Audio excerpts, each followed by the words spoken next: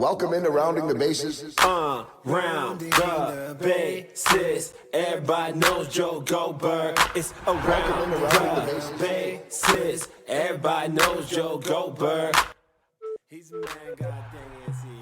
Another episode of Rounding the Bases. Welcome in. My name is Joel Goldberg, and Rounding the Bases is presented by Community America Credit Union. Also, shout out to my friends at Chief of Staff Kansas City. They are making connections that matter. Check them out at chiefofstaffkc.com. A fun episode today, and one that really is just a beautiful entrepreneurial story. As many of you may know, should know, March is Women's History Month, and even though remarkable women regularly join me on Rounding the Bases, I'm using this month to highlight a few in particular who really go above and beyond in what they do. Our latest guest has been a professor. She has that doctorate next to her name, that title. She holds a master's degree, but perhaps her most impressive title is mom, and to a neurotypical child, no less. It was in this role that she identified a need within her own family that, as it turns out, also filled a larger scale one, which is ensuring the most vulnerable among us are seen as the extraordinary, unique individuals that they are. Risa Stein is the founder and CEO of SeeInMe, a first of its kind approach to person-centered care. With its range of applications from infants to elderly and anyone in between, SeeInMe is an extension of Risa's passion for championing the communication challenged. She's found a way to nurture the individual and empower the family, giving a voice where it's needed most and showing just how much heart there is really here in the Heartland. And I think that's true in a lot of communities, but I'm excited right now to be joined by entrepreneur Risa Stein. And I say that because you're very much, Risa, an entrepreneur, but as is so often the case with so many of my guests, you've done so many other things as well. First and foremost, how are you? I'm doing well. Thank you for having me on your show, Joel. It's a pleasure to be here with you. It's good to have you with, and I love the fact that you have fallen into this passion, and maybe that passion was always there, after having so many other very productive and successful career paths. But it's fun, and I think you and I talked about this a little bit when at the stage of life that we're at. I'm not asking ages or anything, but we're around the same, and so we've done a lot already. And then when you suddenly find a new path, for me, it was the speaking business and the podcasting.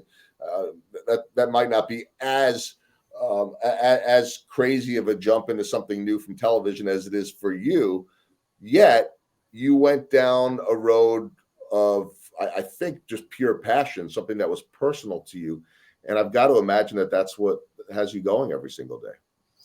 Absolutely. I mean, it's definitely what I'm waking up for these days. I'm phasing out of my academic career, so I'm only part-time in that now, so I can devote all my efforts, all my passion, all my time to the new development, SeeInMe. Of course, it's still there for my students. I still love being in the classroom, but after 23 or so years, it's time to try something new. It was time to try something new a while ago, but I'm stubborn and obstinate, and it takes me a little while longer perhaps than some to actually move into a new direction and try something novel in my life. I think that's true for most people, not all. I mean, the serial entrepreneurs just go boom, boom, boom, boom, boom, and they just jump. Most of us, that's a bit scarier. I know for me, I had the safety net, still have the safety net of baseball, which happens to be something that I love. And I found equal love on the speaking side. So that's been, none of it's easy, but it's not like jumping in and, hey, if it doesn't work, you got nothing. So I know you have other elements to fall back on, but this is clearly where your passion is at right now. How long was the concept of SeeInMe in your head? I mean, even if you weren't ready to take that jump, how long were you thinking of, I have to do something in this world? I actually, the SeeInMe vision, only about a year and a half. The problem recognition has been there for maybe 30 years or so. So as a little bit of background, my specialty areas are child clinical and health psychology. So in working with the populations I've worked with most of my life, we focus on health outcomes and patient-provider relationship, person-centered care, and so forth. So all of that was kind of in my academic toolbox. and on my radar. And then when Justin was diagnosed with Tourette syndrome, this was back in the early 2000s when he was 9 years old. So that started coming into play, wanting to make sure that he was seen as someone who's a special kid, not special, just special, but special and unique and extraordinary. But sometimes people hear the term Tourette syndrome and they develop a notion of what he's going to be like. And I noticed that with my friends who had children who were on the autism spectrum, my friends who have kids with Down syndrome. It's difficult sometimes to get to know those kids. So forming a relationship with them that enables that person-centered care, that improves relationships and communication and outcomes has always been on my radar, but I didn't really know what to do with it. And I got into entrepreneurship really late, not until around 2017 or so. Which, again, I'll say it's never too late. So you had a passion, you had the knowledge, needed to put it all together. And I'll ask you more about that entrepreneurial journey in just a bit, because it's, I imagine, very different than academia, maybe some similarities as well. So I want to get into that, because I do think that in some way or another, we're all entrepreneurs, and we all have that ability. Now we have different risk tolerances and everything that comes with it. But how much did living in the same situation, not the same, but in a situation with Justin, one, enable you to relate to other families on a different level? And how much did that motivate you to go this direction?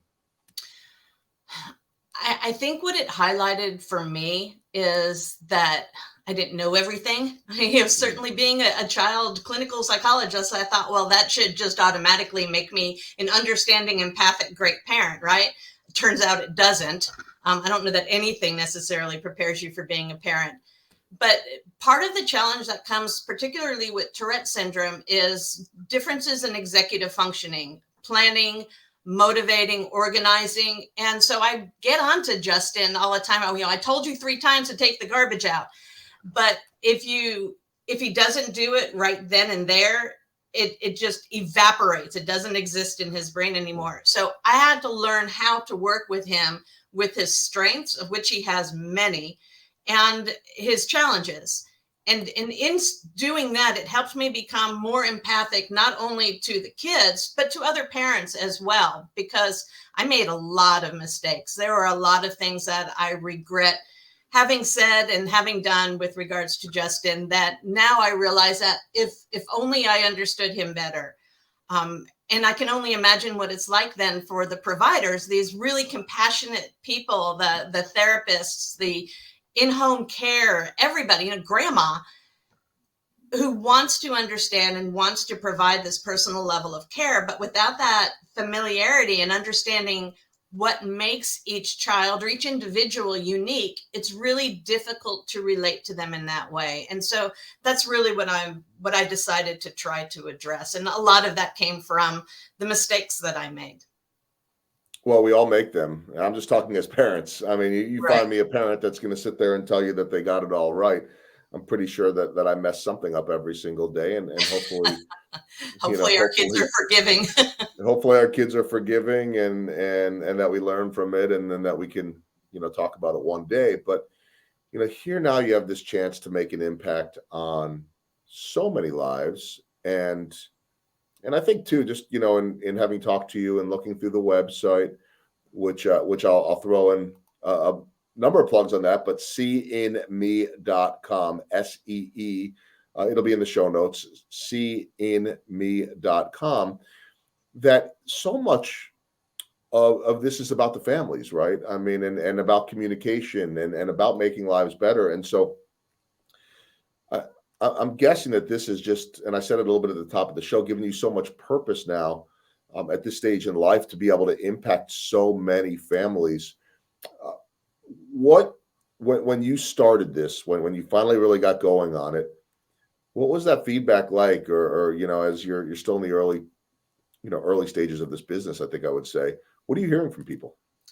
It's interesting. That's a really good question, because when I first started, and let me explain a little bit about what SeeInMe does. It enables parents or family members. So this would include adult children with parents who have dementia, or who don't speak or communicate well as a result of a stroke, or pre-verbal infants, whomever. It enables the family member to share those characteristics, their habits, and their behaviors that make their loved one unique. So it's not the stuff you're going to find in a medical record. It's, the name of her teddy bear is Bobo, and she has to have him when she takes a nap or she's not going to sleep. Her peas can't touch her potatoes. Little things like that you wouldn't otherwise know about an individual. And particularly the vulnerable folks who can't communicate well, there's really not a good way for us to share that information. When a parent or a family member entrusts their vulnerable loved one to someone who doesn't know them, they're fraught with anxiety. I mean, every time Justin went to a camp or a respite event, I was afraid he was going to have some sort of meltdown. And that's what most other parents of special needs kids experience. So when I first started sharing with people, my idea of creating a personality profile that would enable them to share just, the basic information, their emergency contacts, if they have any glaring allergies we need to be aware of.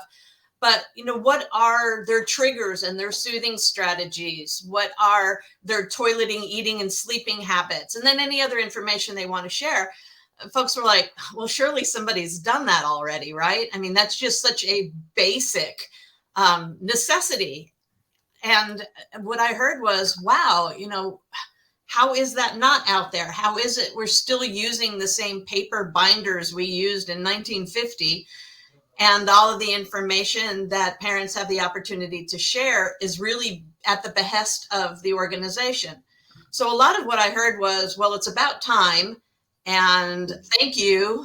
And I can't believe this hasn't been done already. So it's been very heartening. It's been very encouraging. It is amazing that it hasn't been done. I wonder if, because so much of any profession now has been streamlined into databases, where I was watching one of those, there's like a million of them out now, one of those Netflix documentaries, true crime stuff, because there's like one a day that comes out now, and I'm a sucker for it, I guess. And they were talking about, not being able to solve this murder in this state because they didn't have the information from the other state. And it's like, well, nowadays you would have that in forensics and all that. And it's like, it is amazing to me that this hasn't been done. And I wonder if I think I know the answer to this, if this isn't just a population that has oftentimes been ignored or not understood at the level that everyone else is. So it's just easier not to think along those lines. I think that's certainly one reason. They're vulnerable kids, they're parents who were overworked, they're providers who were overworked. So certainly that plays a role. But I think it's occurring in a larger system. So even when you look at, say, oncology care, there's a huge literature about the patient-provider relationship. And we've known for a long time, regardless of what outcome we're looking at, relationships matter. They matter in the classroom. They matter in oncology. They matter in every situation. And without those relationships, you're flying blind, essentially. And when I review the medical literature from my health psychology side, what I realize is that we focus a lot on how to ask the right questions in certain situations. So one of my areas was smoking cessation, working with pediatricians to get parents to stop smoking, in going through this kind of decision tree on what to ask them and how to move forward. But just like on business side, where we focus on soft skills, the communication, the body posture, the firm handshake, all of that, we need to focus on some of that same level of soft skills when it comes to relationships in caregiving. And yes, the vulnerable kids are on my radar first because they're closest to my heart, but this is true in every single setting. One of the folks I was working with recently from Artisan Technology Group was in the hospital last year to COVID. He had really bad COVID and he had to have a trach. And he said the most frustrating thing during that time was to not be able to communicate. People would come in and out of the room, the shift changes with the nurses, and they'd see what's written on the board in his room in terms of, he doesn't like this food or put the IV in his left arm, that kind of stuff. But there's nothing that says, talk to him about the Royals, or, he's got this history of XYZ. Just lift his spirits and help him appreciate that you see him as a human being by talking to him about things that are important to him or that he enjoys hearing. That's almost completely absent, unfortunately, even when we start looking at the literature on patient-centered care. And it's ridiculous, because when you look at what improves outcome, and even the four major characteristics of improving the likelihood of a positive outcome with a patient and a physician, trust and communication and regard are in the top three. And that's what I'm trying to build. I'm trying to increase trust and respect and understanding. Amazing that the topic of trust, which is my favorite to talk about, pretty much applies to every situation in all walks of life. It really does. Yeah. And if you're a parent or an adult child with a loved one in a residential facility, there's a lot of trust. And sometimes, it's not necessarily well-founded that your loved one is going to be seen as that unique individual and treated with respect. And we know that doesn't happen all the time. And that's what keeps people up at night and gives us ulcers and gray hair, right? Yeah, no doubt about it. So important. So I mentioned earlier, and I want to follow up on this, about academia versus the entrepreneurial world. I mean, here you are, a lifetime in academia, bachelor's in psychology, master's in organizational leadership, doctor of philosophy, clinical health, and pediatric psychology, and now entrepreneur. What are the differences? What are the similarities to these two worlds? I think many of the stereotypes of academics are true. We're introverts who live in our heads. And that doesn't necessarily translate well to being an effective entrepreneur. I know many entrepreneurs who are introverts who have done a great job. But after having worked in academia for 23 years, it's a combination of being scared to death and being a kid in the candy shop. So I thought, I always had, while I was working in psychology and academia, this impression of business people as, they're all Jack Welch. They're all, neutrons waiting to explode and competitive and cutthroat. And it's so funny, because now that I'm working with entrepreneurs in the community, and I don't think this is just specific to Kansas City. I don't know, maybe it's a Heartland thing, but everyone has been so generous with their mentorship and their time and their advice and their feedback and their connections. I met Brett Simpson, who introduced me to you through Pure Pitch Rally, and just all of these things fomented so quickly. Nothing moves quickly in academia, and everybody is always so siloed in their organizations. And I think that's part of what's wrong with education, is we don't cross-pollinate often enough.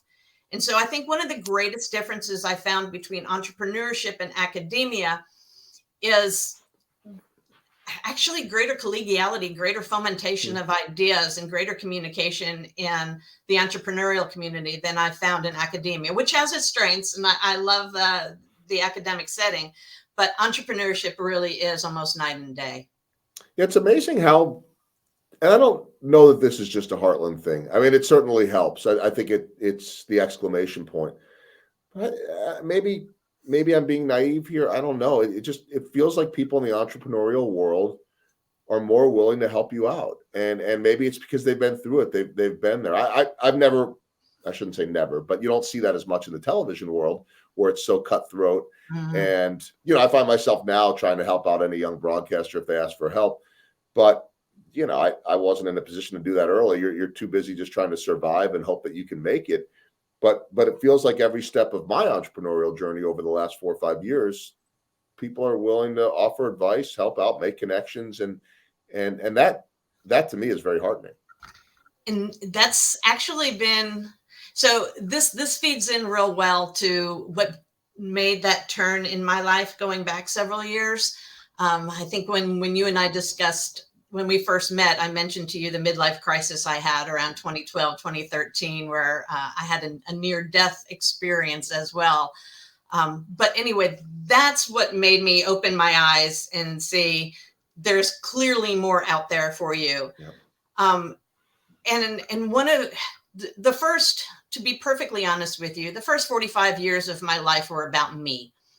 It was about degrees. It was about getting married, about having a kid, having a house, all of that. That was me. And if I'm being really honest, it was because I wanted to prove to the rest of the world that I was better and that I was, all the kids who teased me in my childhood, all that kind of stuff, had this huge chip on my shoulder. And I was always very protective and insular and not letting anybody close. So academia, where I had my very own fiefdom and I was in control of my classroom, suited me really well for the longest time. And I don't think I could do what I'm doing as an entrepreneur without having had that time where I was in the hospital for 2 weeks to think about everything it's not gone wrong, but all the walls that I had created around me. Once those came down, then I could participate in this give and take in the entrepreneurial community. It wasn't all about me. And I see the value of actually giving back and promoting something that is larger than myself. Does that make sense? It does make sense. And it's easy to call it midlife crisis. Maybe it was, and we did talk about it, but it may just be an awakening, right? And maybe I think it's both. Maybe it took that. The midlife crisis was probably coming one way or another, and the awakening happened, and so here you are, a handful of years later. I want to hit you with my baseball themed questions. First off, professionally speaking, whether that be something more recent with SeeInMe or whether that be from the world of academia or wherever it is, what's the biggest home run that you've hit? So I think this is a great question to follow what I just said, because I think my biggest home run was achieving all of my life goals by the time I was 30. I knew by the time I was 7 that I wanted to be a psychologist. I knew by the time I turned 30, I wanted to have my PhD, a house, a car, a husband, and a kid. And I did. I had all that before I was 30. And then it was like, well, hell, now what? Now what? Right. So it's kind of like the team that wins the pennant, or the actress who wins the Oscar. Now what do you do? And so I just sort of skated on that in this, I don't know what to call it. Just sort of went with that for the next 30 years. And so my biggest home run was accomplishing all of my goals, but it turned out that, if I'd stuck with that forever, I'd have lost the game anyway. I think about, I can relate a little bit just in the sense that I ended up kind of doing doing what I wanted to do in TV. It's what I didn't know exactly what it was going to look like, but I was able to do things that everybody said I wasn't going to be able to do. And a lot of that was, the passion, the dream, the hard work. I mean, I still believe, and Peter Maluk, the founder of Creative Planning, said this on the last episode of the last season. He talked about hard work being the differentiator, and so many people still forget that. But so it wasn't like I was unhappy when I started my speaking career. I loved what I was doing. I needed more. I needed something else. Right. And, in my case, I've been able to balance both of them. In your case, you're transitioning out of one to another, but I still, think it's whatever we want to call it, midlife crisis, awakening, change of path, whatever it is, it's very reinvigorating. And I know that you feel the same way with that. How about a swing and a miss and what you learned from it? Yeah. So when I was in grad school at Rockhurst in the Hellsberg School, getting my master's in organizational leadership, where I was introduced to entrepreneurship to begin with, I started a nonprofit mental health website for students to share their first person mental health journeys and their optimistic outcomes so that they could serve as models for themselves. Well, that sort of fell by the wayside, but it was a really good introduction for me. But through that, I got connected to an organization in Australia that was creating NFC embedded wristbands for individuals to share messages of hope and compassion to one another. And long story short, we had a plan set, and I was actually in Australia when COVID hit in March 2020. And on the way back home, we decided to shift gears and to completely change the business model, which caused, as you might expect, a lot of problems. And it went against what I knew to be my heartstrings were pulling me in a way that the business wasn't ready for. Let's put it that way. And that crumbled. That was the business is still there. I'm not working with them as CEO anymore, but that was a huge learning experience for me, that you can't just fly by the seat of your pants in business, that you have to have a plan, you have to stick with it. And I regret some of the decisions I made, and I won't make them again. So I'll be a better business person now than I was a year and a half ago. It's what I always say about that question, the swing and the miss, and why I ask what you learned from it, because if you didn't learn from it, you're going to keep making that mistake. Yeah. Over and over again. Passion is great, but you got to stick with the plan too. I mean, there's a reason why the design thinking process is a process and it's not a whim. Yeah. So I've definitely learned to follow a plan. Yep, love that. Final baseball themed question: small ball, the little things that add up to the big results, those little things that are important to you that might go unnoticed to others. What is small ball? Cross-pollination. For me and for most of the students that I work with, they have this agenda, they have this idea that they have to be one thing. And if there's anything that I have learned through the entrepreneurial journey and my own personal journey, is that cross-pollination leads to hybrids with much greater vigor, and travel, openness to experiences, meeting new people, trying new foods, doing things that you never thought you would do before. In my mind, that's the small ball. They don't have to be huge things. They can just be stepping outside of your box and taking a risk. But those are the things that, even if we swing and miss, even if we're just bunting, they build our repertoire, they build our skills, and they make us better all-round players, and with much greater vigor and much more adaptable in my mind. So I would have never been able to build SeeInMe if I hadn't combined my professional experience, my personal experience, my work in entrepreneurship, my limited understanding of tech, all of these things, health outcomes and child psychology, all of that stuff had to come together to give me the unique outcome, to see something, to the unique outlook, to see something that nobody had seen before. And for me, that small ball, that series of small steps in various directions, not just along the same path, is what makes all the difference in the world. Very impactful. And we all have our different versions of small ball, but I think when you identify them, you stick to them. It's culture. It's who you are. It's so important.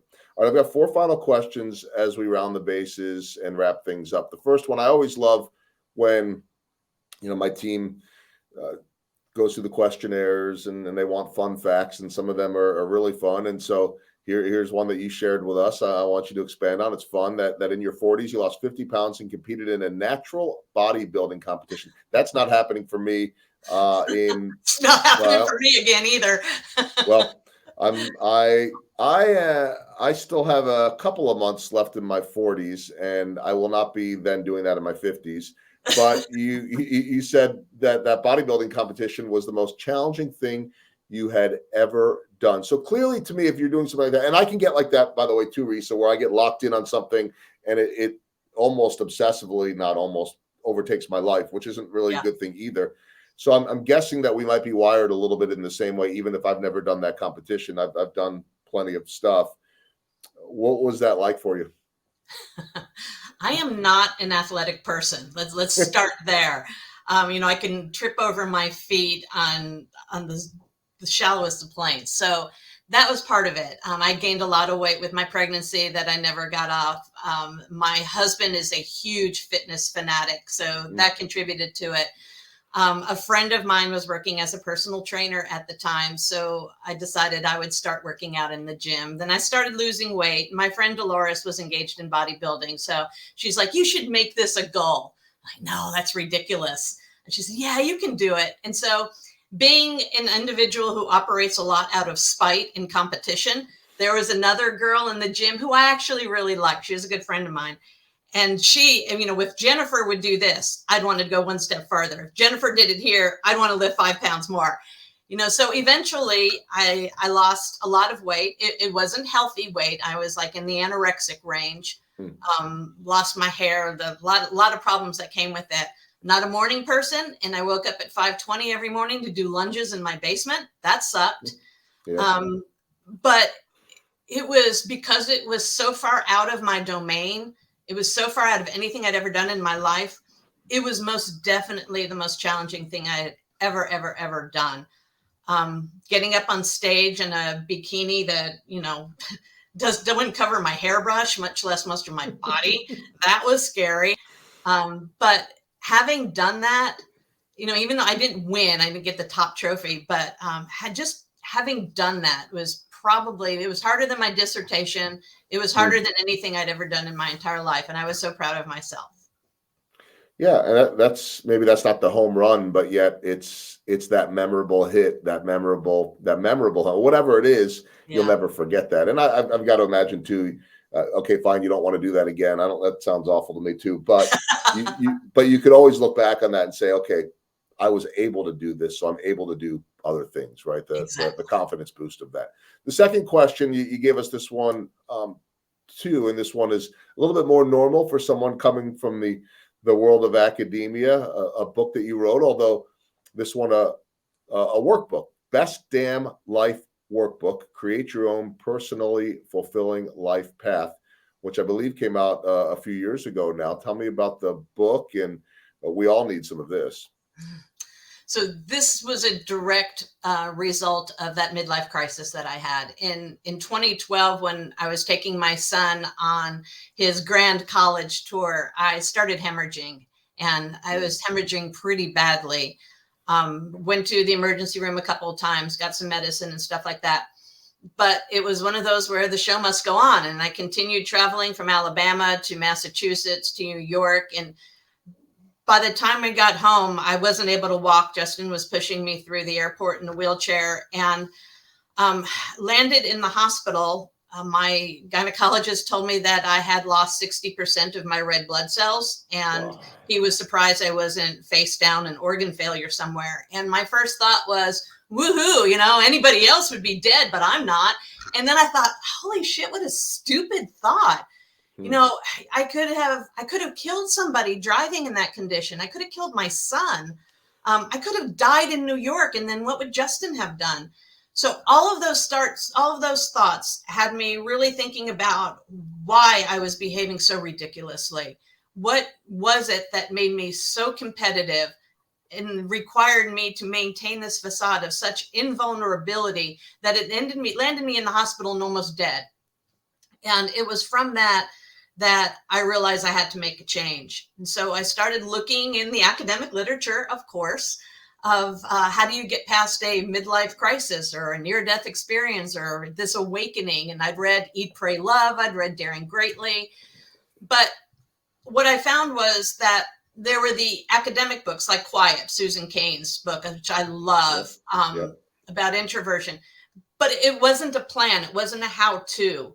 And then there were these other sort of workbooks, but they were by lay people, and they were kind of generic, and they didn't really help me with the introspection I needed. So I applied my own cognitive behavioral therapy and overcoming what I had experienced in these, what I call mind demons that were holding me back. And through that process brought me to the point that I am at today. And I thought, well, I will make a workbook out of this therapy that I basically just developed to help other people who feel like they're being held back by risk aversion or failure aversion, a sense of having to remain invulnerable, which then ultimately leads to imposter syndrome. So I see it a lot in my students. I see it a lot of people who have lived their life in one way and don't know how to get out of that track or that hole. So the book came out in 2018. And I've heard from several folks who have used it that it's helped make some pretty profound changes in their mindset and the way they live their lives. So that's where that came from. Yeah, that's great. And look, who doesn't suffer from imposter syndrome in some form or another? We all could relate to that, just because We have that happy face and everything looks good. I always say you never know what's going on the inside. Everybody's dealing with stuff. And so I You hope talk that about authenticity and trust a lot, and I think that feeds into exactly what's going on here. Yeah, no question about it. I just want to encourage everybody that if you're interested in the book, you can find it on Amazon. Really simple. Just put in Best Damn Life Workbook, and you'll find Risa's book there. My third question. Let's get back to business a little bit here, and you told me what SeeInMe is. Just for everybody that's listening or watching us on YouTube, maybe give a little feel of how it works when they not just what it does, but okay, they sign up. You can go to the website and I've checked that out too, SeeInMe.com, and it's very easy to sign up. It's all spelled out. What are people in for when they start to look at this? So if you're a parent or an adult child and you want to be able to share what makes your loved one unique, when you make a purchase, you'll be prompted to fill out the personality profile with as much or as little information as you want to share. Once that's completed, we create for you these SeeInMe cards. They're NFC embedded cards that you just tap with your phone and automatically, no passwords, no apps, that loved one's information comes up. For a facility, an organization, if they were to purchase SeeInMe cards for their clients, they would give the special code to their clients' parents or their adult children, whatever, the loved one, for them to create that personality profile. And then the facilities hold on to the cards, and they can take them when they go on field trips, for events, for camps. The major advantage of SeeInMe over what we have now is, first of all, that portability. Second of all, the parents share what's important from their perspective. And third of all, they get validation that somebody's actually accessing and paying attention to their child's information. So, it's great for a parent to be able to email a teacher or a nanny or somebody and say, here's what's going on with Johnny today. But if you don't ever get any validation or any confirmation of receipt, we're going back to that same problem with trust and blind trust. So with SeeInMe, anytime anybody accesses the NFC card or scans the QR code that I'll be including in them, the parent gets notification that that's been received, and they can share a daily update. So the provider or the caregiver or the substitute teacher or whomever doesn't have to read through the entire personality profile every time. They can just look at that update. Justin's goldfish died yesterday, or he learned to ride his bike. And then you can share in that child's joy or their sadness in that way. So it's empowering the parents primarily and the providers to build that relationship that helps them do their jobs better. Right. I was going to say, it's again, that deeper level of connection, trust, relationship that has been so easily overlooked. And this doesn't need to be rocket science. Maybe the rocket science is putting it all together, the technology and all the things that you've had to figure out and get out of your comfort zone. But again, I always say almost every profession is about people. It's about respect. It's about trust. It's about authenticity. All of these topics that I talk about to every single type of group. And so this makes so much sense. Why wouldn't you want to know about Justin's goldfish, or on and on and on and on? Because you're going to pique their interest. They're going to be excited that you're interested in that. And you're going to be, and they're not going to feel alone and misunderstood or right. maligned. Right. All right. My last question for you, my walk-off question as we round the bases, is this, and I've asked this to a lot of guests over time. Usually they're the entrepreneurs, that taking that jump is not easy. And it's interesting because everything that you've talked about now, the midlife crisis, the book, among the description for Best Damn Life Workbook is how to destroy the mind demons, imposter syndrome, invulnerability, and risk and failure aversion. So, it seems to me like you had to conquer, it doesn't seem to me, I know you had to conquer a lot of that to get to this point. One of the big challenges for new entrepreneurs at any age is, as I said before, taking that jump, and you did it, right? And I know that had to have been a very scary thing. So for those out there that can struggle with risk, but that do have that dream, I'm not asking for the motivational speech here, but I'm wondering what advice you have for those that maybe you're afraid to take that jump, but really want to take that jump? I think that's a great question, because I think all of us are impacted by that at some point in our lives. And some of us are dip a toe in the pool kind of people, and we have to work through and gain mastery and try little things at a time until we're comfortable. And others are just jumping right in. And I don't think there's a blanket answer to that. I think you got to do what your comfort level is +1. So if you're a toe in the pool person, do what's comfortable for you, but push it just a little bit more, and try things that you wouldn't have tried before. There's no failure. There's only lessons learned. And when you look at it that way and you develop more of a childlike curiosity, for me, it was approaching things as a scientist. So I would never be a researcher if I had to guarantee that every one of my studies went exactly with the outcome that I thought they were going to do. You know, the purpose of doing a research study is to learn something new. And I would encourage everybody to not think of it as risk and failure, but to think of it as learning experiences. And sometimes you're learning about the world, and sometimes you're learning about yourself. And some of us are comfortable with small risks, and some of us are pretty comfortable with taking larger jumps. But do what's comfortable for you +1. Such good advice, and a great reminder too that none of this is one size fits all. And so what worked for me may not work for you, but there is, and I hadn't heard it put that way in the +1. I like that a lot. You think about it in terms of back when you were, psycho crazy with the workouts and doing all of your stuff. And, Right. you hit that limit, you're like, okay, maybe just a little bit. Can I do just a little bit more? And that's true in entrepreneurship. That's true in life. It's true in everything. No doubt about it. Again, want to remind everybody that if you want more information, this is such impactful stuff that Risa is doing. You can go to the website, SeeInMe.com. You mentioned them already, but I want to give a shout out to Brett Simpson, who connected us. I'm glad he did that. It's an amazing story to tell. Congratulations, Risa, on all of this early success, certainly on your career in academia, and much more ahead. Congrats. Thanks for coming on, Risa. Thank you, Joella. It was wonderful to be here with you.